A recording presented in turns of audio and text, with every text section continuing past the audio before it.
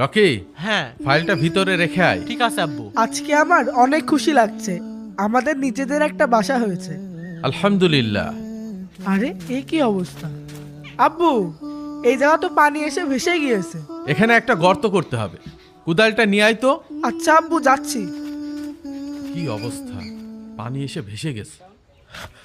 আব্বু এই নাও, এখানে গর্ত করতে হবে। হ্যাঁ, আপাতত এই জায়গাটাই ছোট করে একটা গর্ত করি।